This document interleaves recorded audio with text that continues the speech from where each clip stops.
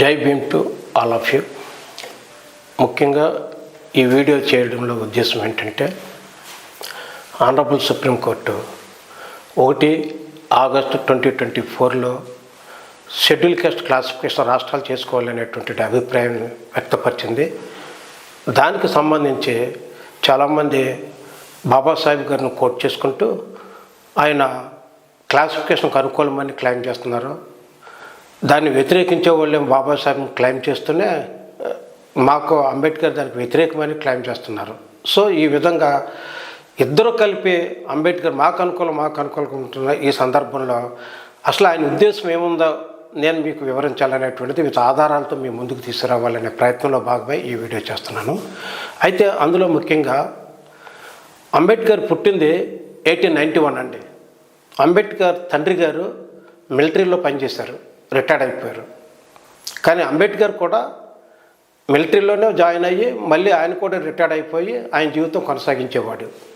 అయితే మరి అంబేద్కర్ ఎందుకు అలా చేయకోకుండా చదువుకోవాల్సిన పరిస్థితి వచ్చింది అంటే, 1892లో బ్రిటిష్ ప్రభుత్వం మహర్స్ని మిలిటరీ రిక్రూట్మెంట్ తీసుకోకూడదని చెప్పేసి ఒక ఆర్డర్ పాస్ చేసిందండి. దానివల్ల అంబేద్కర్ మిలిటరీకి వెళ్ళేటువంటి అవకాశాలు కోల్పోయాడు ఆయన. సో తప్పని పరిస్థితిలో వారి అంబేద్కర్ తండ్రి గారికి తనకున్నటువంటి పిల్లల్లో ఒక పిల్లగాని మాత్రమే చదువుకునేటువంటి కెపాసిటీ ఆయనకున్నదే, చదివించగలిగేటువంటి సామర్థ్యత ఆయనకున్నదే. అందుచేత ఎవరు చదివించాలనే ఉద్దేశంతో కడకే అంబేద్కర్ని చదివించాలని నిర్ణయించుకున్నాడు. కానీ అందరినీ చదివించుకునే శక్తి లేక అంబేద్కర్ చదివించాలని నిర్ణయించుకున్నాడు. ఆయన చదివించాలని నిర్ణయించుకున్న ఆ చదువు కారణం చేత ఆ చదువు విదేశాల దాకా వెళ్ళి చదివి ఆయన చదివిన ఒక్క చదువుతోటి దేశంలో ఉన్నటువంటి ఎంటైర్ అంతరానితనాన్ని నిర్మూలించేటువంటి ఏకైక వ్యక్తిగా మాత్రం నిలబడిపోయాడు. ఆ రోజున మిలిటరీలోనే ఉన్నట్లయితే మిలిటరీ అధికారిగానే రిటైర్డ్ అయిపోయి ఉండేవాడి వ్యక్తి ఆ బ్యాన్ అనేటువంటిది ఏ విధంగా ఆయన వినియోగించుకుని దేశంలో ఉన్న ప్రజలందరూ విముక్తి కోసం కృషి చేశాడో ఈ ఒక్కటే మనం అర్థం చేసుకోవాలి. అయితే దాన్ని చెప్పడానికి కూడా ముందు ఒక విషయం నేను మీకు గుర్తు చేస్తాను. బాబాసాహెబ్ గారు ఒక్క విషయం చెప్పారు. ఏమని చెప్పారంటే, నేను ఈ హక్కులన్నీ సాధించాను. What ever I achieved with the support and strength of my community I could achieve. The very excellent word అనమాట అండి. నా కమ్యూనిటీ యొక్క సపోర్ట్ తోటి, ఆ యొక్క యూనిటీ తోటి నేను అచీవ్ చేయగలిగాను, కానీ ఇండివిజువల్గా అయితే నేను చేయలేనని చెప్పాడు. That is the ultimate word అనమాట అయింది. అంచేత ఏదైనా ఒక అచీవ్ చెయ్యాలి అంటే ఖచ్చితంగా యూనిట్ అనేటువంటి చాలా అవసరం అన్నమాట అండి. అందుకనే బాబాసాహెబ్ యొక్క ఉద్దేశం ఏంటో నేను మీకు తెలియజేస్తున్నాను. ఇప్పుడు నేను మీకు వివరిస్తున్నాను. నేను ఇందులోను ఇప్పుడు సపోజు దీని ప్రకారంగా ఈ టైటిల్ మనం చూసినట్లయితే మీకు అర్థమైపోతుంది. ఇప్పుడు doctor Ambedkar believed in the unity of the schedule caste అన్నాను. అంటే ఆయనే చెప్పాడు కదా, స్ట్రెంగ్త్ అండ్ సపోర్ట్ తోటి నేను అచీవ్ చేశాను అన్నాడు. సో ఈ బిలీవ్డ్ ఇన్ ద యూనిటీ. మరి కేటగిరైజేషన్ క్లాసిఫికేషన్ మీద ఆయన వ్యతిరేకిస్తున్నాడా, సమర్థిస్తున్నాడా? యూనిటీ అన్నప్పుడు వ్యతిరేకిస్తున్నట్ట, మరి అట్లాంటప్పుడు సమర్థిస్తున్నాడని ఎట్లా చెప్పగలుగుతారు? దానికి కొన్ని నేను ఉదాహరణలో నేను చెప్పాలనుకునేటప్పుడు ముందు ఏంటంటే, అంబేద్కర్ ఇది అచీవ్ చేయడానికి ప్రయత్నం చేసేటప్పుడు ఆయన అనుభవించినటువంటి శ్రమలో ఇంత అంతా కాదు. ఎందుకంటే ఆయనకు అనేకమైన ప్రతి విషయంలోనూ అడ్డుపడ్డారు. అతి ముఖ్యంగా గాంధీ గారి రూపంలో గాంధీ గారు ఇంకా ఆయన అనుంగ బృందం అంతా కలిపి అంబేద్కర్ని వ్యతిరేకించారు. ఆయన ఎదగనివ్వకుండా చేశారు. ఆయన సాధించే ప్రతి హక్కుకి అడ్డుపడ్డారు, హక్కులు రానివ్వకుండా చేశారు. సో ఆ విధంగా ఆయన బ్లాక్మెయిల్ చేయడానికి కూడా ప్రయత్నం చేశారు.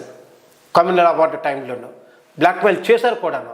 సో ఈ విధంగా ప్రతి ఇన్సిడెంట్లోనూ కూడా ఆయన వ్యతిరేకించుకుంటూ వచ్చారు. ఆయన వ్యతిరేకించడం అంటే దాని అర్థం ఏంటంటే ఎంటైర్ షెడ్యూల్ క్యాస్ట్ వ్యతిరేకించడం. ఎందుకంటే ఆయన ప్రతి రక్త బొట్టును కూడా తన జాతి అభివృద్ధి కోసం, జాతిని లిబరేట్ చేయడానికే ఆయన అంకితం చేసిన వ్యక్తి కాబట్టి అట్లాంటి వ్యక్తిని ఆటంకపరచడం జాతిని వ్యతిరేకించడం అన్నమాట. అది ఇక్కడ నేను చెప్పదలిచింది. ఆ విధంగా ఎన్ని సమస్యలు ఫేస్ చేశాడో ఆ సమస్యలో వేరే వాళ్ళు ఎవరో ఫేస్ చేయకూడదు, నా జాతి నా తర్వాత అట్లా ఫేస్ చేయకూడదు అన్న ఉద్దేశంతో స్ట్రాంగ్గా ఉండాలని చెప్పేసి ఆ కాన్స్టిట్యూషన్లో ఆయన స్ట్రాంగ్గా ముడి వేసేసాడు. కాన్స్టిట్యూషన్లోనే విడిపోకుండా ఉండడం కోసం. అదే 341 ఆర్టికల్. ఆ 341 ఆర్టికల్ ప్రకారంగా డివైడ్ అనేటువంటిది అవకాశం లేకపోకుండానే చేశాడు అది. సో దానికి సంబంధించిన డీటెయిల్స్ నేను ఇప్పుడు చెప్పాలనుకుంటున్నాను మీకు. అందులో భాగంగా ఇప్పుడు చాలామంది ఒక ప్రశ్న వేస్తున్నారండి. ఆ ప్రశ్నలో భాగం ఏంటంటే ప్రశ్న, ఇది అన్నదమ్ముల ప్రాపర్టీ పంచుకోవడంలో తప్పులేదు, తండ్రి ప్రాపర్టీని పిల్లలు పంచుకోవడంలో తప్పులేదు, ఎవరికాలే పంచుకోవడంలో తప్పులేదని చెప్తున్నారు. సో మీరు ఆ విధంగా ఆలోచిస్తున్నారు.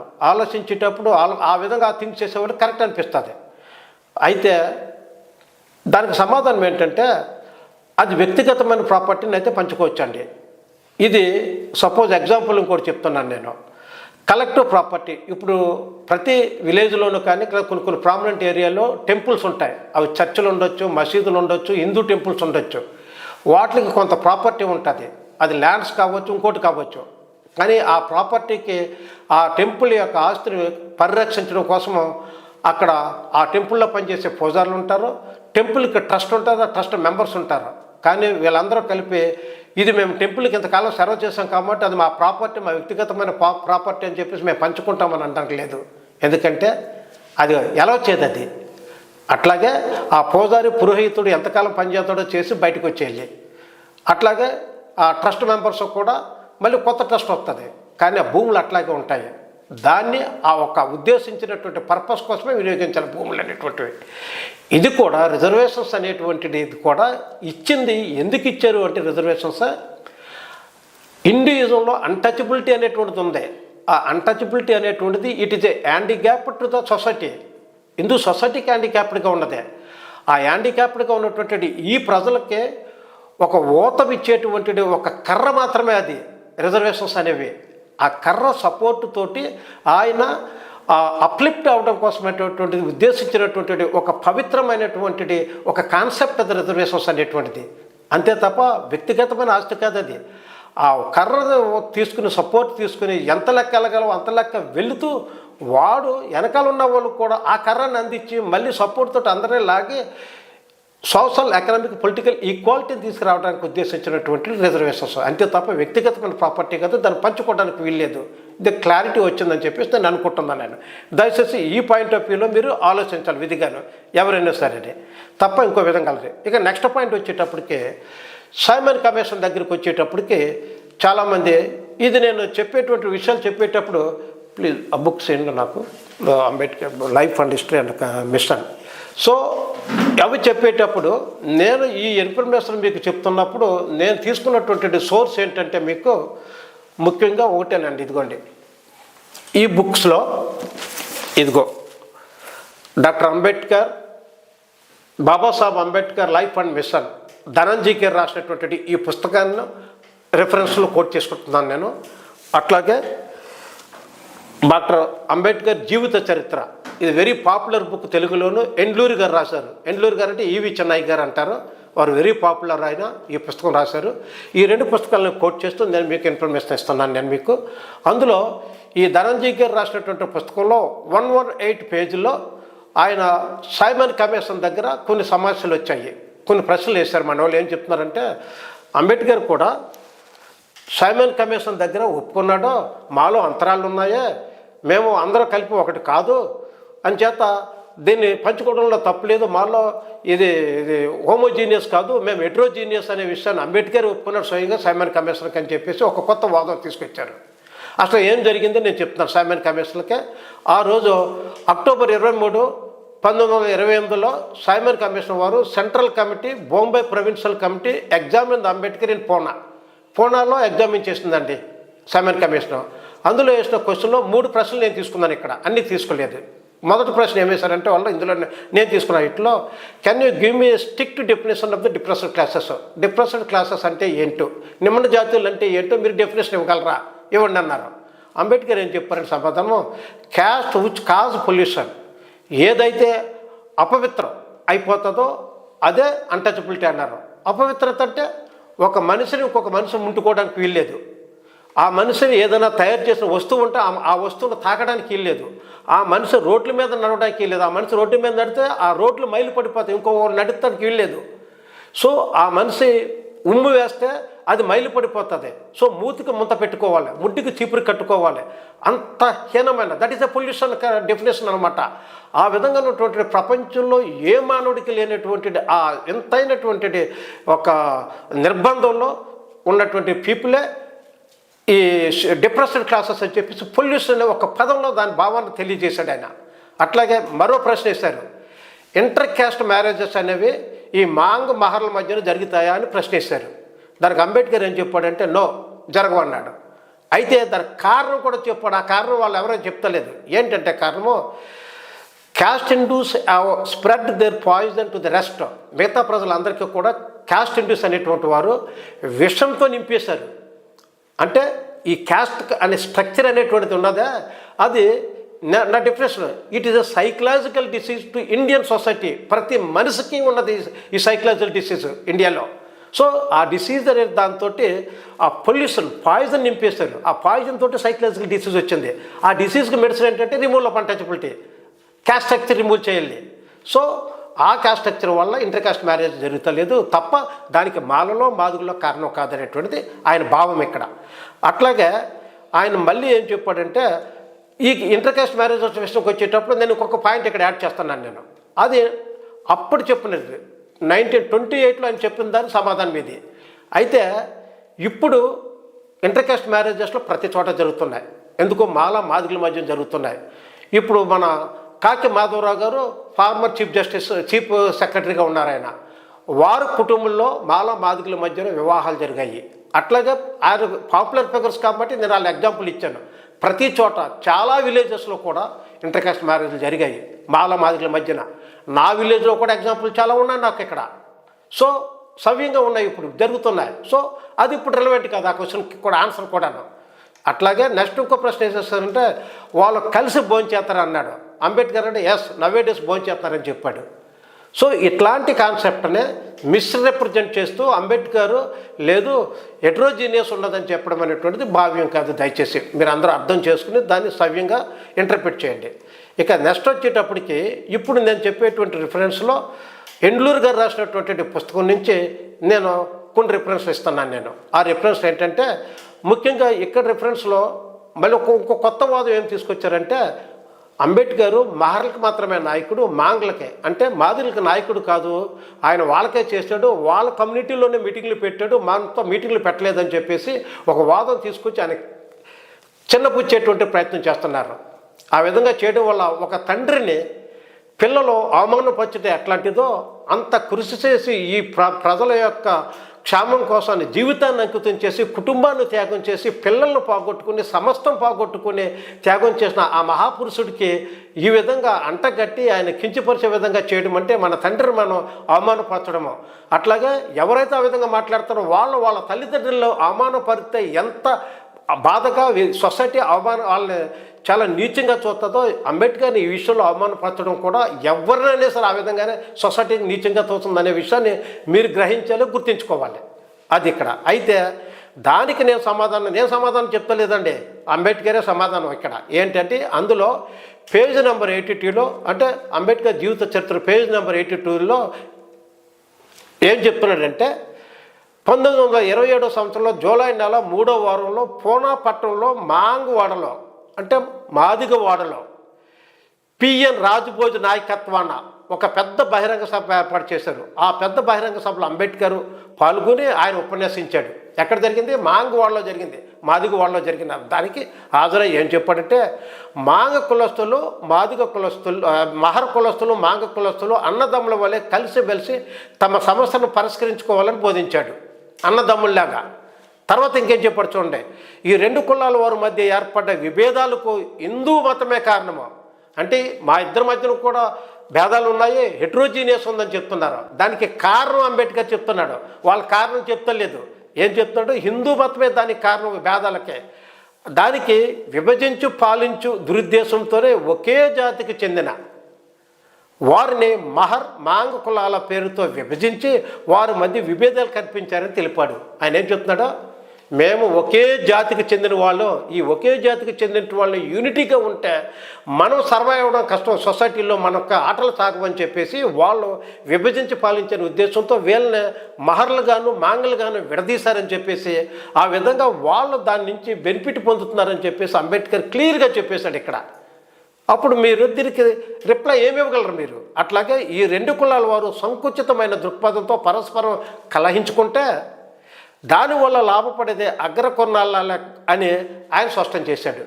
ఇప్పుడు ఈ క్లాసిఫికేషన్ అనే ఈ కొత్త ఈ క్లాసెస్నే ఈ కమ్యూనిటీల మధ్యన, షెడ్యూల్ కాస్ట్ కమ్యూనిటీల మధ్యన పెట్టిన ఈ క్లాస్ అనేటువంటిది లేదా ఈ పోరాటాలు, ఈ యొక్క ఘర్షణలు అనేటువంటి వాతావరణం సృష్టించారు. ఎవరు సృష్టించారు? అగ్రవర్ణ వాళ్ళు సృష్టించారు. ఎందుకు సృష్టించారు? వాళ్ళు లాభపడే ఉద్దేశంతో. సో అది అంబేద్కర్ ఆ రోజే చెప్పాడు. ఇప్పుడు అది జరుగుతుంది. ఇక్కడ జరుగుతున్న క్లాసిఫికేషన్ అనే పేరు మీద జరుగుతుంది కూడా అదే ఎగ్జాక్ట్గా జరుగుతుంది. దీనికి ఇప్పుడు సమాధానం దయచేసి మీరు ఆలోచించండి, రేషనల్గా ఆలోచించండి. నేను సమాధానం చెప్పమంటా లేదు, మీరు రేషనల్గా ఆలోచించి రిపెంట్ అవ్వండి, పశ్చాత్తాపడాలి. పశ్చాత్తాపడి అట్లాంటి లేకపోకుండా అది ద స్ట్రెంత్ అని దాన్ని ఆలోచించాలి. ఇక నెక్స్ట్ పాయింట్ వచ్చేటప్పటికి అంబేద్కర్ రౌండ్ టేబుల్ సమావేశానికి ఫస్ట్ టైము సెప్టెంబర్ 6, 1930 సంవత్సరంలో అప్పుడు గవర్నర్ ఇర్విన్ గారు ఇన్విటేషన్ ఇచ్చారు అంబేద్కర్కి రౌండ్ టేబుల్ సమావేశంలో హాజరు కమ్మని. రౌండ్ టేబుల్ సమావేశంలో హాజరు అవడానికే అందరినీ, ఇండియాలో ఉన్న వాళ్ళందరినీ ఇన్వైట్ చేస్తే కాంగ్రెస్ వారు వ్యతిరేకించారు. ఎందుకంటే సైమన్ కమిషన్ వ్యతిరేకించారు, బాయ్కట్ చేశారు. అట్లాగే రౌండ్ టేబుల్ కాన్ఫరెన్స్ బాయ్కట్ చేశారు. కానీ అప్పుడు సైమన్ కమిషన్ని రిప్రజెంట్ చేసినటువంటి వాళ్ళు షెడ్యూల్ కాస్ట్ పీపుల్ చాలా ఆర్గనైజేషన్స్ ఉన్నాయి. అందులో అంబేద్కర్తో ఒక ఆర్గనైజేషన్.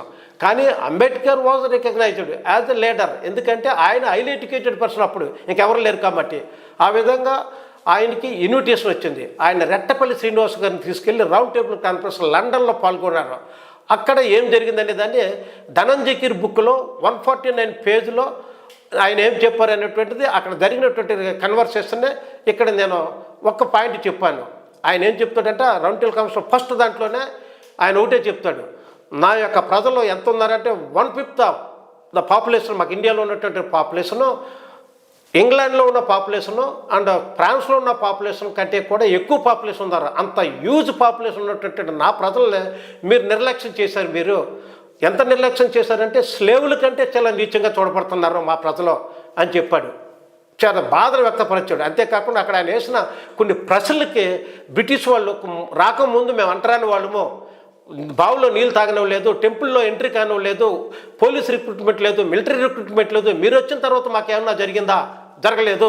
అంచేత to none of these questions we can give an affirmative answer అని ఆయన చాలా స్ట్రాంగ్గా వాళ్ళని ప్రశ్నించేటప్పటికి అది ఆయన అప్పుడు ఆ రోజుల్లో ఉన్నటువంటి ఐజక్ ఫుట్ అనే ఆయన చాలా ఇన్స్పైర్ గురయ్యాడు. ఆయన బ్రిటిష్ పార్లమెంట్లో ఒక మెంబర్ ఆయన ఇన్స్పిరేషన్ గురయ్యి, ఆయన అంబేద్కర్ యొక్క స్పీచ్కి ఇన్ఫ్లుయెన్స్ గురయ్యి బ్రిటిష్ పార్లమెంట్లో కూడా మాట్లాడి ఆ ప్రజల యొక్క రక్తము ఆక్రోశిస్తుంది. దానికి మనం వాళ్ళకి సమస్య పరిష్కారాన్ని చూపించినట్లయితే మనకు క్షమాపణ లేదనే విధంగా బ్రిటిష్ పార్లమెంట్లో మాట్లాడాడు.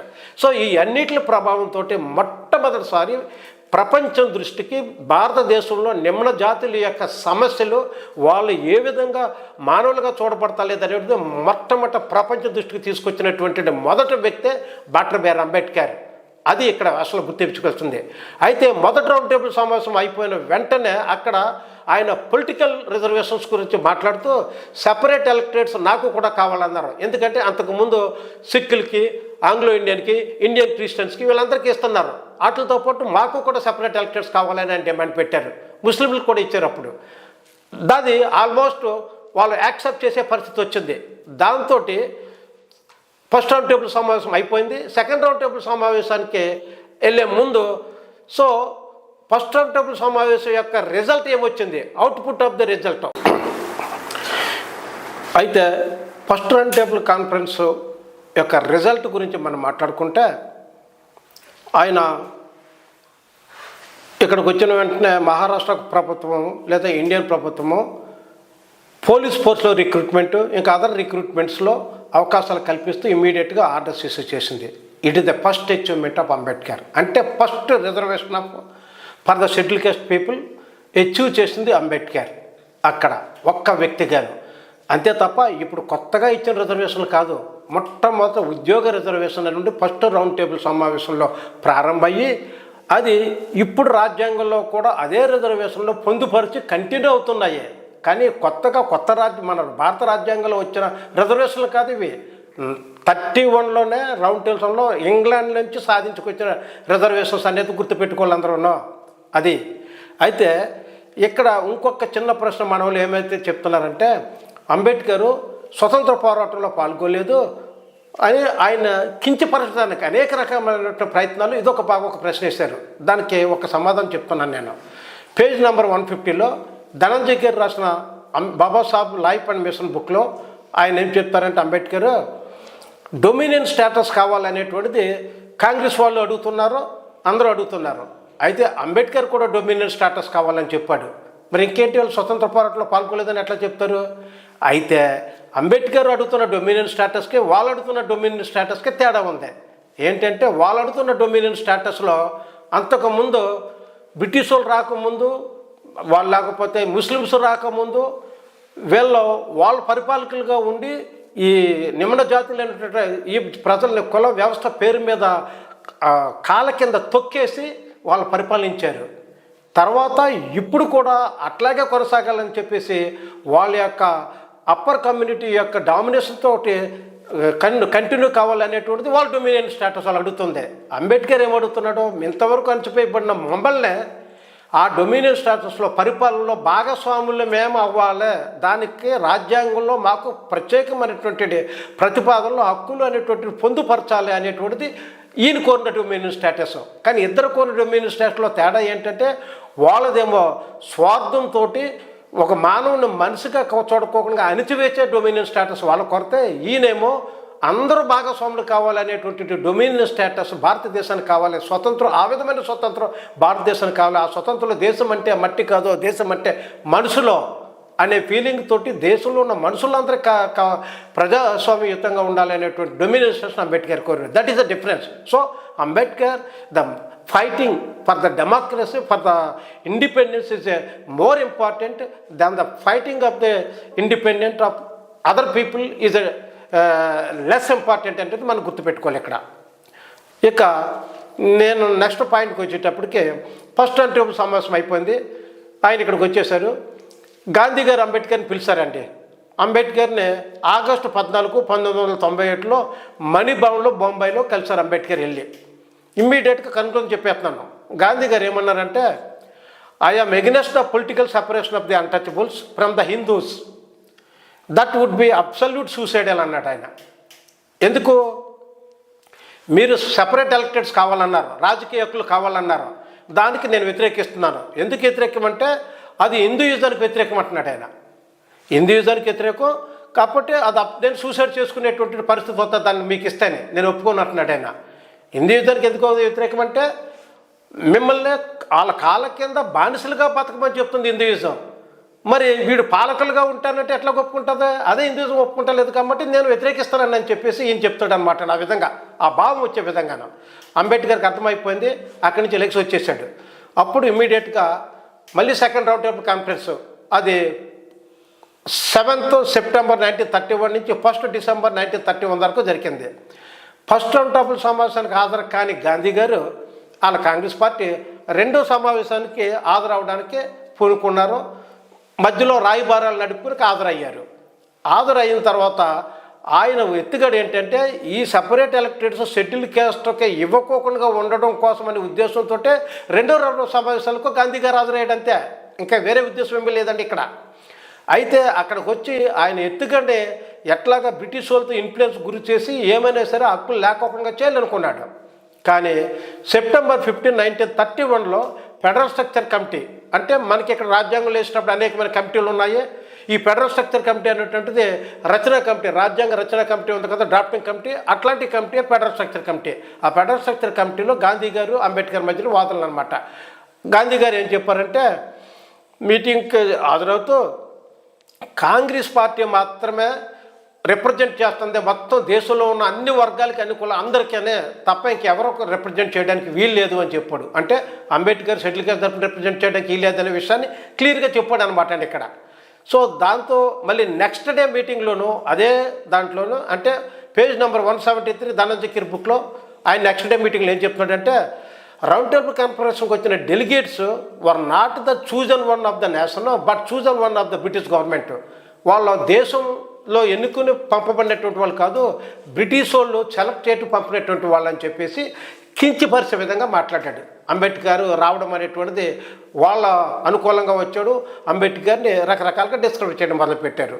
దానికి Ambedkar and schedule caste people ఇండియాలో ఏం చేశారంటే ఒక రిజల్యూషన్ పాస్ చేసి బ్రిటిష్ ప్రైమ్ మినిస్టర్కి పంపిస్తూ అంబేద్కర్ మా నాయకుడు, గాంధీ గారు మా నాయకుడు కాదు, ఆయన మాకు ఫైట్ చేత మా హక్కుల కోసం ఫైట్ చేస్తున్నటువంటి నాయకుడు అని చెప్పేసి టెలిగ్రామ్లు పంపించారు వాళ్ళు. అందులో రావు బహదూర్ ఎంసీ రాజా అనేటువంటి ఆయన గోర్గన్ సెషన్లో the all India depressed classes conference తరపున ఒక రిజల్యూషన్ పాస్ చేసి పంపించాడు. అట్లాగే వేలాది మంది లక్షలాది మంది టెలిగ్రామ్లు పంపారు. సో అల్టిమేట్గా అక్కడ గాంధీ గారు మళ్ళీ అగైన్ అక్కడ అవమానం పాలవడం గురైంది. అక్కడ ఆయన అనుకున్న విధంగా సక్సెస్ కాలేకపోయాడు. సో దాంతో పొలిటికల్ డెడ్లాక్ వచ్చింది అక్కడ. ఆ పొలిటికల్ డెడ్లాక్ తోటి ఇమ్మీడియట్గా గాంధీ గారు మరొక కొత్త స్ట్రాటజీ చేశాడు. ఎట్లాగని చెప్పేసి దానిలో స్ట్రాటజీలో భాగంగానే ఆయన రౌండ్ టేబుల్ సమావేశంలో ఇండియా వచ్చిన వెంటనే ఆయన ఎక్కడ ప్రాబ్లం క్రియేట్ చేస్తాడని ఆయన మళ్ళీ అరెస్ట్ చేశారు. బ్రిటిష్ గవర్నమెంట్ ఎర్రవాడ జైల్లో పెట్టారు.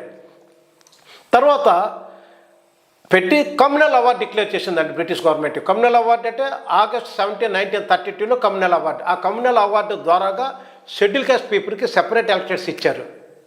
కానీ ఆ సెపరేట్ ఎలక్టరేట్స్ ఉంటే వాళ్ళకి నేను చనిపోతాను అని గాంధీ గారు భీష్మించుకుని పాస్ట్ అండ్ డెత్ కూర్చుంటానని కూర్చున్నాడండి. దాన్ని బట్టి చూడండి మనకి అర్థమవుతుంది వీళ్ళ పైకి రావడానికి, హక్కులు సాధించడానికి గాంధీ గారు ఒప్పుకోవడం లేదు, ఇష్టపడటం లేదు. ద వెరీ లాజిక్ ఏంటంటే అప్పుడు 2004 పేజీలో ఏం చెప్తున్నారంటే మీకు సెపరేట్ ఎలక్టరేట్స్ వాళ్ళకే ఉండొద్దు, వాళ్ళు సపరేట్ ఎలక్టరేట్ వల్ల వాళ్ళ యొక్క మెంబర్ వాళ్ళు ఎన్నుకుంటారు, కానీ జాయింట్ ఎలక్టరేట్ వల్ల అందరూ కలిపి ఎన్నుకుంటారు. జాయింట్ ఎలక్టరేట్స్ అయితే నేను ఒప్పుకుంటా కానీ సపరేట్ ఎలక్టరేట్స్ ఒప్పుకొని అన్నాడు. దానికి అంబేద్కర్ ఒప్పుకోలేదు. బ్రిటిష్ గవర్నమెంట్ కూడా అంబేద్కర్ యొక్క ఉపన్యాసాలకి కన్విన్స్ అయ్యి గాంధీ గారిని కాదు అని చెప్పేసి, దేశంలో మిగతా వాళ్ళందరినీ కాదని చెప్పేసి వేరే సెపరేట్ ఎలక్టరేట్స్ ఇచ్చింది. ఇచ్చినా సరే గాంధీ గారు ఏమైనా సరే ఆ సెపరేట్ ఎలక్టరేట్స్ వాళ్ళకు ఉండకూడదని బ్లాక్మెయిల్ చేయడానికి ప్రయత్నం చేశాడు. ఆ బ్లాక్మెయిల్లో భాగంగానే ఆయన ప్రత్యక్షంగా పోరాటం చేశాడు అంబేద్కర్కి లేకుండా ఉండటానికే. ఆ ప్రత్యక్ష పోరాటంలో ఆయన గెలవలేకపోయాడు. ఇప్పుడు కొత్త ఎత్తుగడేసి విభజించి పాలించనే విధానాన్ని అంబేద్కర్ ఏ విధంగా చెప్పారో అదే పాలసీని ఇక్కడ ఆయన తీసుకొచ్చి ఏఎంసీ రాజా నాయకత్వంలో మా అందరికీ సపరేట్ ఎలక్టరేట్స్ కావాలని చెప్పేసి చెప్పారో అదే ఎంసీ రాజాన్ని పట్టుకొని ఆయన చేత అంబేద్కర్కి వ్యతిరేకంగా మాకు సెపరేట్ ఎలక్టరేట్స్ వద్దు, జాయింట్ ఎలక్టరేట్స్ కావాలి అని చెప్పేసి ఆయన చేత చెప్పించే కొత్త ఎత్తుగడ. అంటే యుద్ధంలో ఆయన గెలవలేకపోయాడు, ఆయన మనుషులతోటే కత్తి ఇచ్చి ఆ కత్తితోటే అంబేద్కర్ మీద యుద్ధం చేసేటువంటి వాతావరణాన్ని సృష్టించాడు. అంటేనే మనకి విభజించి పాలించే విధానం ఏ విధంగా మనకు సహకరిస్తుందో మనకు అర్థం చేసుకోవచ్చు ఇక్కడ. ఆ విధంగా ఎంసీ రాజా చేసినటువంటి దానికి అంబేద్కర్ చాలా కుంచించిపోయాడు, చాలా స్ట్రగుల్ ఫేస్ చేశాడు. ఇదిగో ఇక్కడ పేజ్ నెంబర్ 133లో ఆయన ఏం చెప్తున్నాడంటే ఆ ఎంసీ రాజా గారు మూంజేతో మంతనాలు జరిపి మాకు ఈ సెపరేట్ ఎలక్టరేట్స్ వద్దు అని చెప్పేసి బ్రిటిష్ ప్రైమ్ మినిస్టర్కి లెటర్ రాశాడు. దాంతో అంబేద్కర్ ఏం చేశారంటే ఇగో పేజ్ నెంబర్ 134లోను అంబేద్కర్ అక్కడికి వెళ్ళాడు, చెన్నై వెళ్ళాడు. ఎందుకంటే ఆయన చెన్న నాయకుడు. అంబేద్కర్ చాలా కలవరపాటుకు గురయ్యాడు. ఆ కలవరపాటులో ఆయన ఏం చెప్పాడో చూడండి. ఇక్కడ రాజు యొక్క వింత శాస్త్రకు అంబేద్కర్ చాలా విచారించాడు. ఎందుకంటే ఒకప్పుడు ఆయనే కావాలన్నాడు, ఇప్పుడు ఆయనే వద్దని వ్యతిరేకిస్తున్నాడు ఏంటండి చెప్తూ ఆయన ఏం చెప్తాడంటే అంబేద్కర్ గాంధీ, నెహ్రూ, బోస్, పటేల్ ఇత్యాది కాంగ్రెస్ నాయకులు, సావర్కర్, ముంజే వంటి హిందూ మహాసభ నాయకులు తన ప్రతిపాదనలు వ్యతిరేకించడంపై డాక్టర్ అంబేద్కర్ కించెత్తైనా భయపడడం కానీ బాధపడడం కానీ జరగలేదు. కానీ వారు ప్రత్యక్ష శత్రువులు. చూసారు, ఎంత చెప్పాను కదా, ఆయన పోరాటం చేశాడు, సక్సెస్ కాలేకపోయారు గాంధీ గారు. ఇప్పుడు ఇంటర్నల్గా ఈయన సొంత మనుషులతో యుద్ధం పోరాటం చేశాడు. అదే చెప్తున్నాడు ఆయన, వాళ్ళ ప్రత్యక్ష శత్రువులు. దే కెనాట్ అచీవ్, నా మీద విజయం సాధించలేరు వాళ్ళు. కానీ నా ప్రజల చేత నా మీదకు ప్రోత్సహిస్తున్నారే అది తట్టుకోలేకపోతానని చెప్తూ ఎవరితో పోల్చాడంటే వాళ్ళు చూడలే, వారితో ప్రత్యక్ష పోరాటం ఎలాగో తప్పదు, కానీ తన స్వజాతీయులే తన ప్రతిపాదనలు వ్యతిరేకిస్తూ ఉద్యమానికి వెన్నుపోటు పొడుస్తుంటుంటే సమస్య పరిష్కారం చాలా కష్టమైపోతుంది. నాకు డబ్బు కోసమో అగ్రవర్ణాల వారి మెప్పు కోసమో జాతి విద్రోహ చర్యలకు పాల్పడే విభూషణ అన్నయ్యలు దేశంలో అక్కడక్కడ తయారయ్యారు. త్రిమూర్తులను సైతము 30 తిప్పలు పెట్టి అష్ట దిగ్గజాలను చేత ఊడికం చేయించుకుంటూ ఆంధ్ర, ద్రవిడ, కర్ణాటక, కేరళ, సింహళ రాజ్యాలను ఏకఛత్రాధిపత్యంగా పరిపాలించిన రావణుడు పతనమైంది తన సహోదరుడైన విభూషణుడు ద్రోహచర్య వల్లనే తప్ప రాముడి యొక్క గొప్పతనం కాదు. అంటే తమ్ముడిని తీసుకుని విజయాన్ని సాధించాడు. అక్కడ రాముడిని జయించలేకపోయాడు. అట్లాగే ఇక్కడ కూడా నన్ను జయించలేక గాంధీ గారు నా సోదరులు, నా తమ్ముడు అయినటువంటి ఎంసీ రాజ్యాన్ని తీసుకుని ఆయన ద్వారాగా దాన్ని నన్ను బ్లాక్మెయిల్ చేయడానికి ప్రయత్నం చేశారనే ఆవేదన ఎంతగా వెళ్ళగక్కాడో ఈ యొక్క పాయింట్లో మనకు అర్థమవుతుంది. సో చలించిపోయాడు అనమాట. సో ఎక్సలెంట్ పాయింట్ ఇది. ఆ తర్వాత ఈ విధంగా అనేకమైన బ్లాక్మెయిల్ చేసి అనేకమైన ఒత్తిళ్ళు తీసుకొచ్చి అన్ని రకాలుగాను ఆయన చంపేస్తామని అదని ఇదని చేసి కడకే పూనా ఒడంబడిక చేసుకునేలాగా చేశారు. ఆ పూనా ఒడంబడికలో సెప్టెంబర్ 24, 1932లో జరిగింది. దాని ప్రకారంగా అంబేద్కర్ ఏ కష్టంతో తీసుకుని చెమట ఊచి తీసుకొచ్చాడో సెపరేట్ ఎలక్టరేట్స్ని త్యాగం చేయవలసి వచ్చింది. త్యాగం చేసి జాయింట్ ఎలక్టరేట్స్కి అంగీకరించవలసి వచ్చింది. ఎందుకు? విడిపోవడం వల్ల. ఎవరు విడిపోవడం వల్ల? తన ప్రజలు తనకు దూరంగా, తనకు వ్యతిరేకమై అగ్రవర్ణాలకు అనుకూలంగా ప్రవర్తించి తన తెచ్చిన హక్కుల్ని మాకు అవసరం లేదు అని చెప్పేసి వాళ్ళ దాన్ని వ్యతిరేకించడం కారణం చేత ఆయన ఇక్కడ లొంగిపోవలసి వచ్చింది. అది అందుకనే విడిపోవడానికి వీలు లేదనేటువంటిది అంబేద్కర్ యొక్క ఉద్దేశం ఇక్కడ మీకు వివరంగా క్లియర్గా తెలుస్తుంది. అట్లాగే అప్పుడు అంబేద్కర్ ఏం చేశాడంటే ఎంతో చాలా బాధను వ్యక్తం చేస్తూ బాధపడుతూ అంబేద్కర్ ఆయన ఏం చెప్పారంటే అప్పుడు దానికి ఏ హిందూయిజం వల్ల అయితే నేను ఇంతగా అవమాన పాల్పడ్డానో అదే హిందూగా నన్ను ఫిక్స్ చేసి ఇప్పుడు గాంధీ గారు సెపరేట్ ఎలక్టరేట్స్ కాకుండా జాయింట్ ఎలక్టరేట్స్ అనేటువంటి దానికి నా చేతే ఒప్పించి నన్ను బ్లాక్మెయిల్ చేశారు. కాబట్టి ఇట్లాంటి పరిస్థితుల్లో ఆ మతంలోనే నేను ఉండను అనే నిర్ణయాన్ని 1935 అక్టోబర్ 13 యోలా మహాసభలో ఒక తీర్మానం జరిగింది. ఆ తీర్మానంలోనూ అంబేద్కర్ అనుయాయులు అందరూ కలిపి తీర్మానించుకుంటే అందులో అంబేద్కర్ ఏం చెప్పారంటే మేము హిందూ మతం వదిలేస్తామని తీర్మానం చేస్తే అంబేద్కర్ ఏం చెప్పారంటే దురదృష్టవశాత్తు నేను హిందువుగా జన్మించిన హిందువుడిగా మాత్రం నేను చావనంటూ శపథం చేశాడు. సో ఇమ్మీడియట్గా ఎప్పుడైతే హిందూగా చావనని ఆయన మళ్ళీ యుద్ధ పోరాటం గాంధీ గారి మీద ఎత్తి పెట్టాడో సో గాంధీ గారికి ఇమ్మీడియట్గా మళ్ళీ ఏం చెయ్యాలి, నేను ఆల్రెడీ ఒక సక్సెస్ అయ్యాను అనుకుంటే మళ్ళీ కొత్త సమస్య తీసుకొచ్చి ఏ మతం మీద అడ్డు పెట్టుకుని ఆయన బ్లాక్మెయిల్ చేస్తాను అదే మతం వదిలేస్తాను అంటున్నాడు అంబేద్కర్ అని ఆయన మళ్ళీ కొత్తగా ఎత్తుగడేశాడు. అయితే ఎందుకు హిందూ మతాన్ని గాంధీ గారు జాతీయ నాయకుడు, హిందూ నాయకుడు కాదు. హిందూ నాయకులు ఉన్నారు, హిందూ నాయకులు హిందూ మతం గురించి మాట్లాడాలి. కానీ గాంధీ గారు జాతీయ నాయకుడు, జాతికి పిత అని చెప్తూ జాతికి రిప్రజెంట్ చేస్తున్న ఆయన హిందూ మతం గురించి ఎందుకు మాట్లాడుతున్నాడు? హిందూ నాయకుడికి ఎందుకు ఆయనకైనా రెడ్యూస్ తగ్గించుకున్నాడు అంటే ఒకటే కాన్స్పిరసీ. ఒక పక్కన ముస్లిం పాపులేషన్ ఉంది, మరో పక్కనే ఈ షెడ్యూల్ క్యాస్ట్ పాపులేషన్ ఉన్నారు. ఈ షెడ్యూల్ క్యాస్ట్ పాపులేషన్ అంటే నిమ్న జాతీయులు, వీళ్ళు కూడా హిందూయిజానికి సెపరేట్ అయిపోయి వేరేగా ఉంటే హిందూ పాపులేషన్ అనేటువంటిది తగ్గిపోతుంది కంట్రీలోనూ. This is the main purpose of the ఈ విషయాల్లోనూ మనల్ని హిందువులుగా పెట్టి బంధించడంలో ఒక ఉద్దేశం అదే. అందుకే అంబేద్కర్ అది గ్రహించి ఆ మతాన్ని నేను వదిలేస్తానని చెప్పాడు. అప్పుడు గాంధీ గారు ఊరుకోలేదు. ఆయన అప్పుడు అక్కడ తన తమ్ముడిని విభూషణ్ని తయారు చేసి రౌండ్ టేబుల్ సమావేశంలో తెచ్చిన ఈ కమ్యూనల్ అవార్డుకి వ్యతిరేకంగా పూర్ణ ప్రాక్టీస్ సంతకం చేయించిన గాంధీ గారు ఇప్పుడు మరో కొత్త వెతుగడేసి ఇక్కడ మాంగ్ అంటే ఆయన మహర్ కాబట్టి మాంగ్ అనేటువంటి తేడాన్ని తీసుకొచ్చి మాదిగ కమ్యూనిటీ నుంచి అంటే జగజ్జీవన్ రావు గారిని అప్పుడు ఇంట్రడ్యూస్ చేశాడు గాంధీ గారు. ఇదిగో ఈ నెక్స్ట్ దాంట్లోకి వచ్చేటప్పుడు పేజ్ నెంబర్ 173 అంబేద్కర్ జీవిత చరిత్రలో గాంధీ గారు చూడు, గాంధీ కేవలం పత్రికా ప్రకటనలతో ఊరుకునే వ్యక్తి కాదు. జగజ్జీవన్ రావు, కజ్రోల్కర్ వంటి విభూషణ బలగాన్ని తయారు చేసి వారు డాక్టర్ అంబేద్కర్ ఉద్యమంపై దండయాత్ర సాగించవలసిందిగా పురుకొల్పాడు. గాంధీ గారి పురుకొల్పాడు. చూడండి, ఇంతకంటే ఎవిడెన్స్ ఏమి కావాలి మనకే? ఆ యోలా మహాసభలో నిమ్న జాతులు తీసుకున్న నిర్ణయాన్ని వ్యతిరేకిస్తూ జగజ్జీవన్ రావు ఇత్యాది వాళ్ళంతా పత్రికా ప్రకటనలు చేశారు. అంటే అంబేద్కర్ హిందువులు కాదంటే మేము దాన్ని వ్యతిరేకిస్తున్నాం, మేమంతా హిందువులు అన్నట్టుగా ఆయన్ని వ్యతిరేకిస్తూ ప్రకటనలు చేశారు. అంటే ఇక్కడ ఏం చేసుకొచ్చాడు, divide and rule, same community పీపుల్ను మాదిగా మాలా, అక్కడ మహర్ మాంగో అనే ఫీలింగ్ తీసుకొచ్చి వీళ్ళని డివైడ్ చేసి దానికి అంబేద్కర్ని తక్కువ చేసి ఆయన యొక్క ఆటలు సాగనివ్వకుండా అడ్డుకట్ట వేయడానికి గాంధీ గారు ఎంతగా తెగించారో మీరు ఆలోచించండి ఇక్కడ దయచేసి. అదే విషయాన్ని చేసుకుంటే ఇక్కడ పేజ్ నెంబర్ 262లో ఇక్కడ ఇంకొక విషయం ఏంటంటే జరిగినటువంటి దాంట్లో పాయింట్ వైజ్ నేను అనాలిసిస్ చేసుకుంటూ వెళ్తున్నాను. ఎక్కడ జరిగింది ఏంటంటే 1946లో బ్రిటిష్ ప్రభుత్వం ఇండియాకి ఇండిపెండెన్స్ ఇచ్చేస్తానని డిక్లేర్ చేశారు. దాని సందర్భంలో క్యాబినెట్ మిషన్ అనేది దాన్ని పంపించారు. ఆ క్యాబినెట్ మిషన్ ప్రకారంగా ప్రపోజల్ ప్రకారంగా ఇక్కడ ఎలక్షన్స్ జరిగి కాన్స్టిట్యూట్ అసెంబ్లీకి ఎలక్షన్స్ జరగాలి. ఆ ఎలక్షన్స్ ప్రకారంగా కాన్స్టిట్యూషన్ రాసుకోవాలి, తర్వాత గవర్నమెంట్ ఏర్పాటు చేసుకోవాలని చెప్పేసి ఒక నిర్ణయం తీసుకున్నారు. కానీ అంబేద్కర్ ఇక్కడ ఆనాడు కోల్పోయిన సెపరేట్ ఎలక్టరేట్స్, కమ్యూనల్ అవార్డు ద్వారా కోల్పోయిన సెపరేట్ ఎలక్టరేట్స్ని తిరిగి మళ్ళీ ఇక్కడన్నా సాధించుకోవాలని చెప్పేసి ఎంతో కృషి చేసి ప్రయత్నం చేస్తే అక్కడ ఆయన ఎండమావులు అయిపోయింది ఆయన ఆశలు.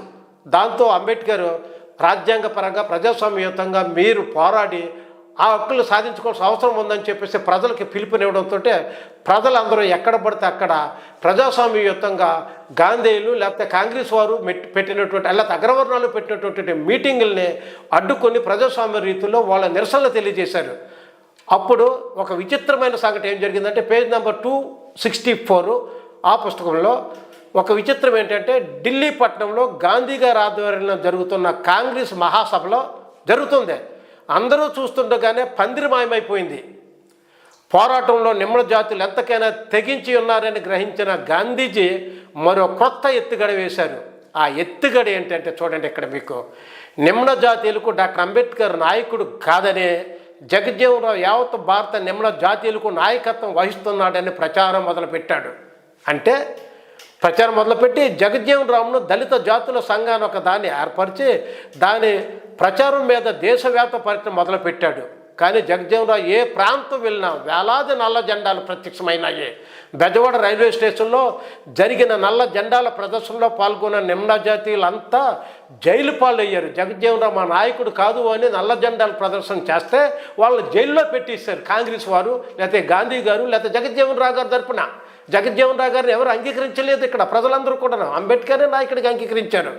సో కొన్ని చోట్ల నల్ల జెండాల ప్రదర్శనతో పాటు తిట్ల వర్షం కూడా జోరుగా కురిసింది. నిమ్న జాతుల నాయకత్వానికి నడుం బిగించి బయలుదేరిన జగజ్జీవన్ రావు తిరిగి ప్రయాణం అయ్యాడు.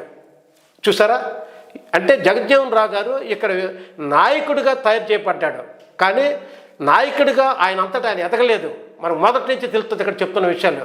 ఎందుకంటే కాంగ్రెస్ అనే ఒక ఫ్యాక్టరీ నుంచి దానికి యాజమాన్యం, దానికి అంటే మేనేజ్మెంటు లేకపోతే ప్రొపరేటరీ గాంధీ గారు నాయకత్వంలో తయారు చేయబడినటువంటి ఒక ప్రోడక్ట్ జగజ్జీవన్ రావు గారు.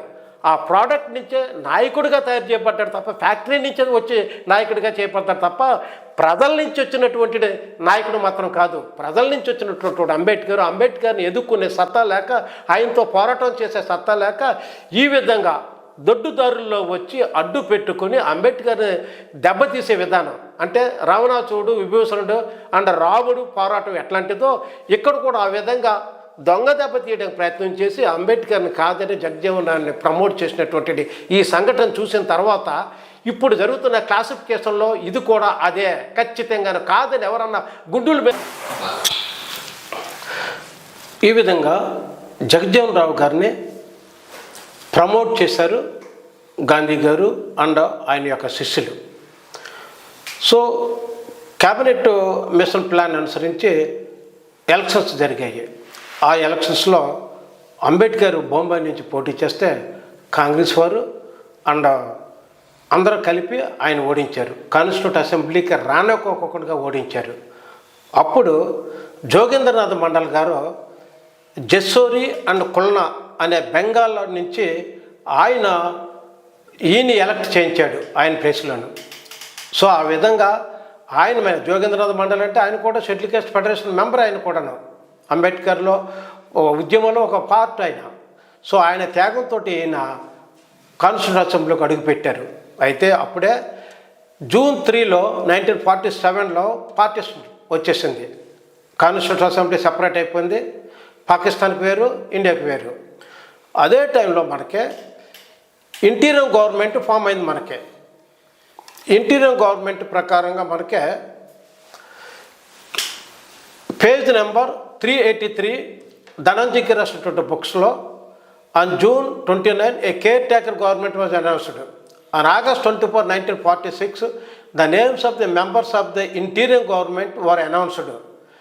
Jagjivan Ram garu became a cabinet minister and give labour portfolio. ఎప్పుడు August 24, 1946లోనే జగజ్జీవన్ రావు గారు షెడ్యూల్ క్యాస్ట్ జరుపుకున్న మొట్టమొదట క్యాబినెట్ మినిస్టర్ అయ్యారు. ఆయనకి ఏ పోర్ట్ఫోలియో ఇచ్చారు? లేబర్ పోర్ట్ఫోలియో ఇచ్చారు. ఈ రెండు ఎందుకు జరిగాయి అంటే అంబేద్కర్ని అవమానం చేయడం కోసము. జగజ్జీవన్ రావును ఆల్రెడీ అప్పటికే నాయకుడిగా చేశారు కాబట్టి ఆ నాయకత్వంలో భాగంగా ఈయన నాయకుడిగా ఫ్యూచర్లో కూడా కంటిన్యూ చేసి ఈ జాతిని విడదీసేసి ఎప్పటికీ బలపడకుండా ఉండడం కోసము ఇంటీరియర్ గవర్నమెంట్లో మినిస్టర్ ఇచ్చేశారు. లేబర్ పోర్ట్ఫోలియో ఎందుకు ఇచ్చారంటే అంబేద్కర్కి యాక్చువల్గా అంబేద్కర్ గవర్నర్ జనరల్ ఎగ్జిక్యూటివ్ కౌన్సిల్లో మెంబర్గా ఉన్నారు. ఆయన ఆ గవర్నర్ జనరల్ ఎగ్జిక్యూటివ్ కౌన్సిల్లో మెంబర్గా ఉన్నప్పుడు ఇదిగో 20th July 1942లో ఆయన మెంబర్గా అయింది. అటు నుంచి 1946 దాకా ఉన్నారు. అప్పుడు ఆయన నిర్వహించింది పోర్ట్ఫోలియో లేబర్ పోర్ట్ఫోలియో. అదే లేబర్ పోర్ట్ఫోలియోలో ఆయన అక్కడ పనిచేస్తూ ఉండగా అనేకమైనటువంటి రిఫార్మ్స్ తీసుకొచ్చి దేశ చరిత్రలోనే చక్కటి రిఫార్మ్స్ తీసుకొచ్చాడు. అట్లాంటి లేబర్ పోర్ట్ఫోలియోని జగజ్జీవన్ రావుకి ఇవ్వడం ద్వారాగా అంబేద్కర్ని అవమానపరచడానికి ప్రయత్నం చేశారు. ఇక్కడ సేమ్ పోర్ట్ఫోలియో ఇవ్వడం ద్వారాగాను. సో ఆ విధంగా అంబేద్కర్ని అవమానం చేయడం ఒక ఎత్తు అయితే, రెండోది ఇంకోటి ఏంటంటే ఆయన ఆల్రెడీ ఆయన కాన్స్టిట్యూషన్ అసెంబ్లీకి రానివ్వకుండా చేసిన వీళ్ళు అయినా కాన్స్టిట్యూషన్ అసెంబ్లీలోకి ఆయన స్వశక్తితో మళ్ళీ వచ్చేటప్పటికి తట్టుకోలేకపోయి వీళ్ళు మళ్ళీ ఎట్లాగా లోపలికి వచ్చేసాడు. మళ్ళీ ఎంటర్ అయితే మళ్ళీ ఎట్లాగా పరిస్థితి అని చెప్పేసి ఆందోళన చెంది ఏమైనా సరే ఈయన్ని కాన్స్టిట్యూషన్ అసెంబ్లీలో ఉండనివ్వకూడదనే పరిస్థితికి వచ్చారు. దాంట్లో భాగంగానే పాకిస్తాన్ విడిపోయేటప్పుడు ఈస్ట్ బెంగాల్, ఆ ఈస్ట్ బెంగాల్లో అక్కడ పార్టీషన్ యొక్క రూల్స్ ఏంటంటే హిందూస్ ఎక్కువ ఉన్నటువంటి భాగాన్నే ఇండియాలో ఉంచాలి, ముస్లిమ్స్ ఎక్కువ ఉన్నటువంటి భాగాన్ని పాకిస్తాన్లో కలపాలి. ఆ కండిషన్ ప్రకారంగా చూస్తే జెస్సోరి కుల్నా అనేటువంటి ఈ నియోజకవర్గము హిందూస్ ఎక్కువగా ఉన్నటువంటి నియోజకవర్గము, అది ఇండియాలో కలవలసిన నియోజకవర్గం. కానీ దాన్ని ఇండియాలో ఉంచుకోకుండా అంబేద్కర్ యొక్క ఆ ఎలక్షన్ని అంబేద్కర్ కాన్స్టిట్యూషన్ అసెంబ్లీలో నుంచి ఆయన బయటికి గెంటేసే ఉద్దేశంతో ఆ ప్రాంతాన్ని పాకిస్తాన్లోనే కలిపేశారు. అంటే ఇది ఎంత ఎట్లాంటి మైండ్ దీన్ని మనం డిస్కస్, ఒక దేశ భూభాగాన్ని ఎదుటి వాళ్ళకి ఇచ్చేశారు అంటే, వేరే భూభాగంలో కలిపేశారు అంటేనే అంబేద్కర్ని ఎంత దారుణంగా వాళ్ళు చూస్తున్నారు, ఎంత దారుణంగా అవమానపరిచి ఎంత దారుణంగా ఆయన్ని చేయడానికి ప్రయత్నం చేశారు గుర్తుపెట్టుకోండి. అంటే షెడ్యూల్ కేసుని ఎంత నీచంగా చూశారంటానికి ఎగ్జాంపుల్ అనమాట. ఆ విధంగా అంబేద్కర్ని బయటికి గంటేశారు. మరి అట్లాంటప్పుడు మరి అంబేద్కర్ని కూడా వీళ్ళు రాజ్యాంగ సభలోకి తీసుకున్నారు కదండి, మీరు అట్లా మాట్లాడుతున్నారు ఏంటని చెప్పేసి మీరు ఒక ప్రశ్న వేయచ్చు. అదే నేను చెప్తున్నాను. సడన్లీ అప్పుడు అంబేద్కర్ రాజ్యాంగ కాన్స్టిట్యూషన్ మెంబర్ కాదు, ఇప్పుడు పాకిస్తాన్లోకి వెళ్ళిపోయిన తర్వాత భూభాగం. Suddenly what made Congress party to make Ambedkar minister ఆ డ్రాఫ్టింగ్ కమిటీ చైర్మన్? ఏమైంది? సడన్గానే అంబేద్కర్ని మినిస్టర్ ఇచ్చేశారు, డ్రాఫ్టింగ్ కమిటీ చైర్మన్గా చేశారు. ఏమైంది? ఇదే ఒక మిస్టరీ ఏంటంటే అప్పుడు కాన్స్టిట్యూషన్ అసెంబ్లీకి ఎలక్ట్ అయినటువంటి మెంబర్స్ ఎవరో కూడా ఖద్దరు వేసుకున్న ప్రతి వాడు ఎలక్ట్ అయ్యాడు, కాంగ్రెస్లో ఉన్న ప్రతి వాడు ఎలక్ట్ అయ్యాడు కాన్స్టిట్యూషన్ అసెంబ్లీకి. కానీ ఖద్దరు వేసుకున్న ప్రతి వాడు రాజ్యాంగం రాసేవాడు కాదు. రాజ్యాంగం నైపుణ్యం ఉన్నటువంటి వాడు ఒక్కడో కూడా రాజ్యాంగ సభలో లేడు, రాజ్యాంగం రాసే నైపుణ్యటువంటి వాడు. అందుకనే రాజ్యాంగం రాసే సత్తా లేక దాన్ని ఎవరి చేత రాయించుకోవాలి అనేటువంటి పరిస్థితి వచ్చేటప్పుడు విదేశాలకు వెళ్ళేటప్పుడు కూడా, విదేశాల్లో కూడా ఇక్కడ ఇండియాలో అంబేద్కర్నే చూస్ చేసే పరిస్థితి ఉన్నప్పుడు వాళ్ళకి తప్పని పరిస్థితిలో అంబేద్కర్ అవసరం వచ్చింది అక్కడ. ఆ అవసరాన్ని వినియోగం, ఎందుకంటే గాంధీ గారు రౌండ్ టేబుల్ కాన్ఫరెన్స్ స్టార్ట్ చేసిన పోరాటం ఇప్పుడు వరకు ఆయన ప్రతి క్షణంలోనూ ఆయన కింద పరిచి ఆయన అవమానపరుస్తూ దూరపరుస్తూ ఎక్కడ ఎలక్ట్ కాకుండా చేసినటువంటి వాడు సడన్గా ఎందుకు ఆ నిర్ణయం తీసుకుని అంబేద్కర్కే తీసుకున్నారు అంటే ఆ గుజ్జు, ఆ జ్ఞానం అనే గుజ్జు ఒక అంబేద్కర్కి మాత్రమే ఉంది. రాజ్యాంగం రాసే జ్ఞానం అనే గుజ్జు అంబేద్కర్ ఒక్కడికే ఉంది. అంచేత అది ఆయన ఒక్కడే రాయకాడు కాబట్టి అప్పుడు వాళ్ళు తగ్గించుకుని వెనక్కి తగ్గి తప్పని పరిస్థితుల్లో ఈయన్ని తీసుకురావాల్సి వచ్చింది రాజ్యాంగం కోసం. అది మీకు రుజువైంది. రాజ్యాంగం రాసేసి ఆ తర్వాత ఫస్ట్ గవర్నమెంట్లో మాత్రమే ఆయన ఉన్నాడు. రాజ్యాంగం అయిపోయి వాళ్ళ పనులు అయిపోయిన తర్వాత హిందూ కోర్టు బిల్ పేరు మీద మళ్ళీ బయటికి గెంటేశారు ఆయన్ని. ఇక్కడే అర్థమవుతుంది మీకు. అంటే వాళ్ళ అవసరాల నిమిత్తం మాత్రమే అంబేద్కర్ను వాడుకుని రాజ్యాంగం రాయించుకున్నారంటానికి ఇది ఒక ఎగ్జాంపుల్ అనమాట మీకు. సో ఆ విధంగా అంబేద్కర్ ఆగస్టు 3న క్యాబినెట్ అంటే క్యాబినెట్ మినిస్టర్గా అయ్యాడు. ఎప్పుడు 1947లో. జగజ్జన్ గారు ఎప్పుడు అయ్యారు? ఆగస్టులోనే ఆయన కూడా అయ్యాడు. ఆగస్టు 24న అయ్యాడు. 1946లో అయ్యాడు. ఇదిగో ఆగస్ట్ 24, 1946. ఈయన ఆగస్ట్ 3, 1947లో అంబేద్కర్ అయ్యాడు. సో ఆ విధంగా అంబేద్కర్ క్యాబినెట్ మినిస్టర్ ఇచ్చారు. దాంతోపాటు డ్రాఫ్టింగ్ కమిటీలో మెంబర్గా అయ్యాడు. తర్వాత డ్రాఫ్టింగ్ కమిటీ చైర్మన్గా ఆగస్టు 29 అయ్యాడు. ఈ అన్ని అనుభవాలను దృష్టిలో పెట్టుకుని అంబేద్కర్ ఏ విధంగా వీళ్ళ ఎత్తులకు పై ఎత్తులు వేసుకుంటూ నా జాతిని పైకి రానివ్వకుండా చేసి అణిచివేస్తున్నారో ఇవన్నీ దృష్టిలో పెట్టుకుని ఇట్లాంటిది నా అనంతరము నా జాతిని చిన్న భిన్నం చేసేస్తారు, వీళ్ళు ఈ విధంగా విడదీసి నాశనం చేసేస్తారో నా జాతిని ఎదగనివ్వరు అని చెప్పేసి అవన్నీ దృష్టిలో పెట్టుకుని కాన్స్టిట్యూషన్ రాసేటప్పుడు కాన్స్టిట్యూషన్లో అతి బలమైన ఆర్టికల్ 341లో క్లాజ్ 1, క్లాజ్ 2 ద్వారాగా షెడ్యూల్ క్యాస్ట్ అనేటువంటి వాళ్ళని లిస్ట్ని తయారు చేయడానికి ఒక పెద్ద ప్రాసెస్ పెట్టాడు. ఆ ప్రాసెస్ ప్రెసిడెంట్ గారి కన్సల్టేషన్ గవర్నర్ తోటి పార్లమెంట్కి మాత్రమే అధికారాలు ఇస్తూ ఏ వ్యక్తులు దాన్ని ట్యాంపరింగ్ చేయడం కానీ దాన్ని మార్పులు చేయడానికి కానీ ఆల్టర్ చేయడానికి కానీ ఏ అవకాశం లేకపోకుండా అక్కడ ఉన్నటువంటి ఆర్డర్ యాజ్ ఇట్ ఈస్గా ఉంచేలాగా ఎవరు దాన్ని టచ్ చేయకోకుండా ఒక కవచంలాగా చక్కటి ఆర్టికల్ని పెట్టి విడదీసే ఛాన్స్ ఎవరికి ఇవ్వకోకుండా రాజ్యాంగంలో పొందుపరిచేశాడు. కానీ అందుకనే ఆ విషయాన్ని ఎంత వాస్తవం అనేది అని 5వ తారీఖు నవంబరు 2004లో అప్పుడు ఆనరబుల్ సుప్రీంకోర్టు ఈవి చెన్నయ్య వర్సెస్ ఆంధ్రప్రదేశ్ కేసులో స్పష్టంగా చెప్పింది ఇదే విషయాన్ని.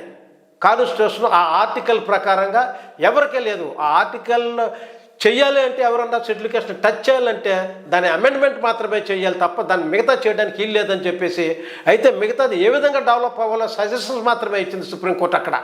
సో అంత స్ట్రాంగ్గా పెట్టేశాడు అంబేద్కర్ అది. అయితే ఆ తర్వాత రాజ్యాంగం రాసేసిన తర్వాత తర్వాత అంబేద్కర్ ఏం చెప్పాడంటే ఈ హిందూ కోర్టు బిల్ విషయంలో మళ్ళీ డిస్ప్యూట్ వచ్చేసింది. హిందువులందరూ ఏకమైపోయారు అక్కడ మళ్ళీ అప్పుడు దాకా అంబేద్కర్ ఇంద్రుడు చంద్రుడు అని పొగినటువంటి ఈ కాంగ్రెస్ నాయకులు నెహ్రూ గారు కానించి పటేల్ గారు కానించి వీళ్ళు మన ఎవరో రాజేంద్ర ప్రసాద్ గారు కానించి వీళ్ళందరూ కూడా పొగినటువంటి వాళ్ళు హిందూ కోర్టు బిల్ దగ్గరికి వచ్చేటప్పటికే అంబేద్కర్ మళ్ళీ ఏకాకం చేసేసి బయటికి గెంటేశారు. హిందూ కోర్టు బిల్ ఏంటంటే ప్రతి స్త్రీకి అగ్రవర్ణ స్త్రీలకు కూడా ఈరోజు బ్రాహ్మణ స్త్రీ కూడా స్వేచ్ఛ వచ్చి ఈరోజు ఊపిరి పీల్చుకుని బయటకు వచ్చి రాజకీయాల్లో పాల్గొంటుంది, అనేక విధాలుగా స్వేచ్ఛగా బతుకుతున్నది అంటే అంబేద్కర్ పెట్టేటటువంటి భిక్ష అది మాత్రం గుర్తించుకోవాలి. అట్లాంటి కాడ అంబేద్కర్కి ఆయన్ని హిందూ ఆ కాన్సెప్ట్ తోటి వాళ్ళు అంబేద్కర్ని బయటికి గెంటేశారు. బయటికి వెళ్ళిపోయే వాతావరణం క్రియేట్ చేశారు. దాంతో రిజైన్ చేసి బయటకు వచ్చేసాడు. ఆ తర్వాత జరిగిన ఎలక్షన్స్లో కూడా మీకు వీళ్ళు చేసినటువంటి కుట్ర ఏంటంటే ఇదిగో బొంబాయి నార్త్ నుంచి ఆయన కంటెస్ట్ చేస్తున్న 1952 ఎలక్షన్స్లో ఆయన మీద పోటీకి పెట్టింది మళ్ళీ ఎవరినో తెలుసా? మళ్ళీ మొదటికి వచ్చేసారు. మళ్ళీ ఎవరిని పెట్టారు? ఆయన సొంత మనిషినే, నారాయణ కజ్రోల్కర్ అనేటువంటి వ్యక్తిని, ఆయన సొంత మనిషిని. అంటే మహార్ అనేటువంటి తేడాతోటి ఆయన మాంగ్ క్యాండిడేట్ని పోటీ చేయించి ఆయన గూటిలో ఉన్న మనిషిని, ఆయన కంట్రోల్లో ఉన్న మనిషిని తీసుకొచ్చి పోటీ చేసి అంబేద్కర్ని డిఫీట్ చేయించారు. అంటే మధ్యలో మాత్రం రాజ్యాంగం రాసుకున్నప్పుడు మాత్రం ఆయన వినియోగించుకున్నారు. రాజ్యాంగం రాసిన తర్వాత మళ్ళీ అదే పందాల్లో మళ్ళీ ఆయన్ని అట్లాగే చేశారు. ఈ విధంగా వాళ్ళు అనేక రకాలుగా అంబేద్కర్ని చేశారు అంటే తన జాతిని చిన్నాభిన్నం చేశారు అనేటువంటి దాన్ని మీరు గ్రహించాలి. అయితే ఇక్కడ ముఖ్యంగా ఇప్పుడు నేను చెప్పేది ఏంటంటే అంబేద్కర్ ఈ విషయంలో మా వ్యక్తిగతమైన ప్రాపర్టీ కదా మరి డిస్ట్రిబ్యూట్ చేసుకోవాలి కదా అనే దానికి రిప్లై ఏంటంటే దానికి అంబేద్కర్ ఏం చెప్తున్నాడు చూడండి. మీకు ధనంజయగిరి అనే పుస్తకంలో పేజ్ నెంబర్ 391 అనే పుస్తకంలో ఆయన ఏం చెప్తున్నాడంటే ఈ was believer in the state socialism మీద ఆయనకి అంబేద్కర్కి నమ్మకం ఉంది. ఏ నమ్మకం? స్టేట్ సోషలిజం మీద నమ్మకం ఉందని చెప్తున్నాడు ఆయన. ఆ స్టేట్ సోషలిజంలో అప్పుడు 60 million untouchables are just landless ల్యాబరర్స్గా మాత్రమే ఉండిపోతున్నారు ఆ ప్రజలందరూ. ఆయన కూడా అదే చెప్తున్నాడు. మా హక్కులన్నింటినీ నాశనం చేసేసి దోచేసుకుంటున్నారని అంబేద్కర్ చెప్తున్నాడు. ఇక్కడ ఎవరు దోచుకుంటున్నారో అది పాయింట్అవుట్ చేయాలి. ఇక్కడ వీళ్ళేం చేస్తున్నారో మా హక్కులు దోచుకుంటున్న వాళ్ళు మా ప్రజల్లోనే దోచుకుంటున్నారని చెప్తున్నారు. That is the difference between Ambedkar thought and the people influenced by the upper caste people in classification. అయితే ఇక్కడ ఆ స్టేట్ సోషలిజంలో దానికి డిఫరెన్స్ అని చెప్తూ అంబేద్కర్ ఆయన ఏం చెప్తారంటే observing the basic industrialisation should be owned by the state. Industrialisation జరగాలంటాడు. ఆ ఇండస్ట్రియలైజేషన్ జరిగితే అది ఏమవుతుందంటే స్టేట్ ఓన్ అయి ఉండాలంటాడు. తర్వాత insurance shall be monopoly of the state. Insurance అనేటువంటి స్టేట్ మోనోపోలీ ఉండాలంటాడు. Agriculture shall be the state ఇండస్ట్రీకి అగ్రికల్చర్ వ్యవసాయం అంతా ఉండాలని చెప్పాడు.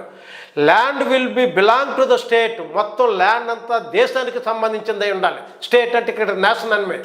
And shall be let out to the villagers without distinction of caste, creed and such a manner that there will be no landlord, no tenant and no landless labor.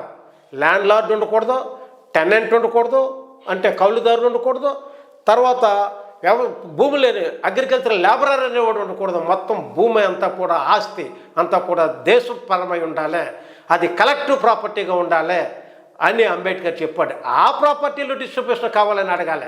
అది target.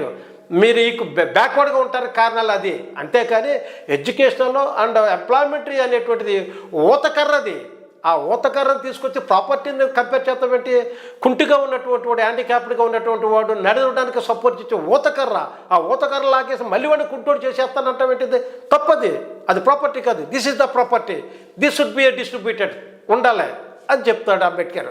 అట్లాగే అందులోనే page number 410లో అదే బుక్లో ధనంజయ రాసిన బుక్లో Ambedkar January 15th ఒక మీటింగ్లో చెప్తూ 1949లో ఈ declare that is people would establish real socialism in the land under the rule of peasants and workers.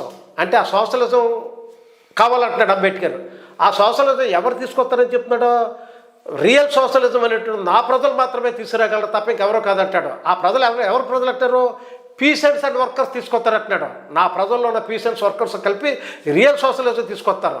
అప్పుడు ఆ ప్రాపర్టీ ఇన్ఈక్వాలిటీస్ ఉండవు, ఎకనామిక్ ఇన్ఈక్వాలిటీస్, సోషల్ ఇన్ఈక్వాలిటీస్ లేకుండా చేస్తారని చెప్తున్నాడు. అది ఆ ప్రాపర్టీ డిస్ట్రిబ్యూషన్ కోసం, దానికోసం మీరు ఫైట్ చేయాలి.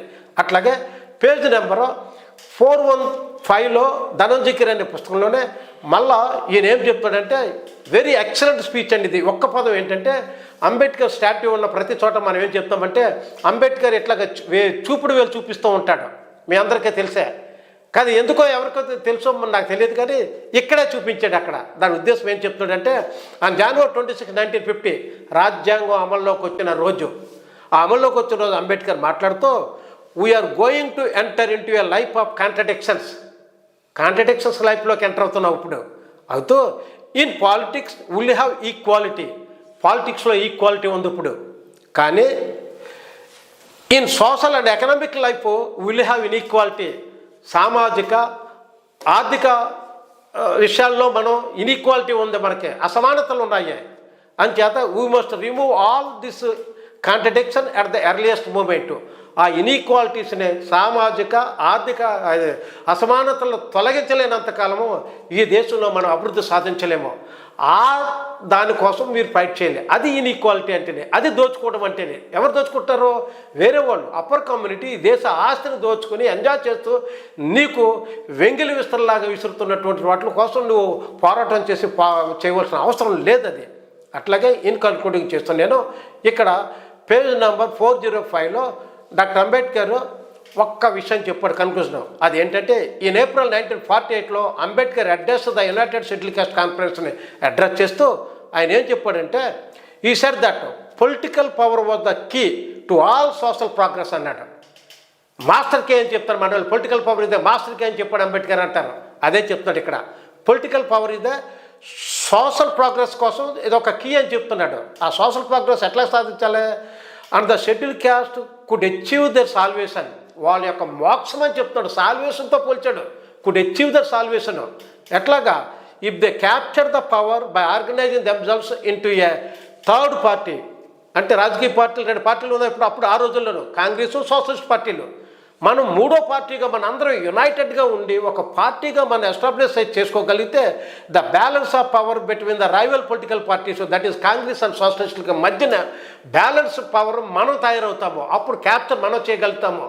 అప్పుడు మనం హక్కులన్నీ సాధించుకోవచ్చు. ఇవన్నీ మనం సాధించుకోవచ్చు. అంతేకాని వాళ్ళు ఎంజాయ్ చేసుకుంటూ ఉండి నీకు ఏదో ఒకటి విసిరినట్లయితే దానికోసం మనం సంపాదించుకునే దానికోసం ఆ రిజర్వేషన్లు అనే ఊతకర్రం మీద పట్టుని డిస్ట్రిబ్యూట్ చేసుకుంటాం ఆస్తి అని చెప్పడం అనేటువంటిది అది not at all legal acceptable.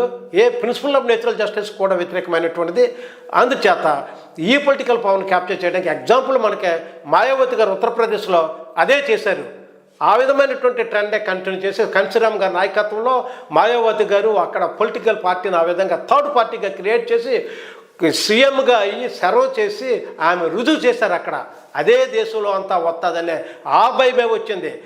ఆ రోజు యూపీలో యునైటెడ్గా జరిగే ఆ పొలిటికల్ పవర్ అక్కడ వస్తే అదే టైంలో ఎక్కడ ఆంధ్రప్రదేశ్లో కూడా యూపీ తర్వాత నెక్స్ట్ ఆంధ్రప్రదేశ్ ఆ స్థాయికి వస్తుందనేటువంటి ఆ సర్కమ్స్టాన్సెస్ ఉన్నప్పుడు యూనిటీగా స్ట్రాంగ్గా యునైటెడ్ ఫోర్స్గా ఎంతో స్ట్రగుల్ చేసి కారం చేడు ఇన్సిడెంట్ మీద జరిగింది మాదిగ సోదరుల మీద అయితే మాల సోదరులందరూ కలిపి పోరాటం చేశారు. అట్లాగే చుండూరులో జరిగినటువంటి ఇన్సిడెంట్ మీద మాలల మీద మాదిగ మీద కూడా జరిగినట్లయితే అందరూ కలిపి యునైటెడ్గా ఫైట్ చేసి యూనిటీగా ఉండటంతో ఒక భయమో ఆందోళన వచ్చేసి రాజకీయ అధికారం వీళ్ళ చేతిలోకి వెళ్ళిపోతుందనే ఒక భయంతో ఈ కుట్ర పన్ని దీన్ని తీసుకొచ్చారు తప్ప మరేమి కదా. అంబేద్కర్ చెప్పిన దాని ప్రకారంగా అది స్టేట్ సోషలిజం అనేటువంటి కాన్సెప్ట్లో లేబర్ అండ్ అందరూ కలిపి ఫైట్ చేసి పొలిటికల్ పవర్గా స్ట్రాంగ్ అయ్యి పొలిటికల్ పవర్ని క్యాప్చర్ చేయండి. దయచేసి కేటగిరైజేషన్ క్లాసిఫికేషన్ కోరుకుంటున్న సోదరులారా మీ అందరికీ నేను విజ్ఞప్తి చేస్తున్నాను. ఏయో 5% 3% ఆఫ్ ఎంప్లాయ్మెంట్ కోసము మీరు జాతిని విడదీయచ్చు. జాతికి రావాల్సిన భవిష్యత్తును నాశనం చేయొద్దని చెప్పేసి మిమ్మల్ని అప్పీల్ చేస్తున్నాను. అందుకే మీకు కావాలంటే మీరు ముందుకు రండి. ఆ విషయంలో యునైటెడ్ ఫోర్స్గా ఉండడానికి మీరు నాయకత్వం వహించింది. మీ నాయకత్వాన్ని మేము అందరం సమర్థిస్తాం. మీకు మీ వెనక మేము ముందు మిమ్మల్ని సమర్థిస్తాం. మీరు ముందుకెళ్ళండి. పొలిటికల్ పవర్గా చేసి ఒక కన్క్లూజన్కి వచ్చి జాతికి అన్ని రకాలుగా ఎకనామిక్ ఈక్వాలిటీ, సోషల్ ఇన్ఈక్వాలిటీస్ని తొలగించడానికి ప్రయత్నం చేసి లిబర్టీ, ఈక్వాలిటీ, ఫ్రాటర్నిటీని ఎస్టాబ్లిష్ చేసి అంబేద్కర్ కన్న కళల్ని నిజం చేసి ఆయన కళలు అంటే nothing but the liberation or the salvation of the schedule caste people కాబట్టి ఆ విధంగా వర్క్ చేయాలని చెప్పేసి అంబేద్కర్ ఉద్దేశాన్ని మీరు దృష్టిలో పెట్టుకొని ఆయన తప్పుడుగా అన్వయించిన ఎవరి కాళ్ళే క్లైమ్ చేసుకుని తప్పుడు చేయకోకుండా ఆయన ఏ ఉద్దేశం ఉందో ఆ ఉద్దేశాన్ని ఫాలో అవ్వాలని చెప్పేసి మనం చేసుకుంటూ ఇంతవరకు ఓపికగా ఉన్న మీ అందరికీ నా జేబీఎఫ్లో తెలియజేస్తూ థ్యాంక్ యూ వెరీ మచ్.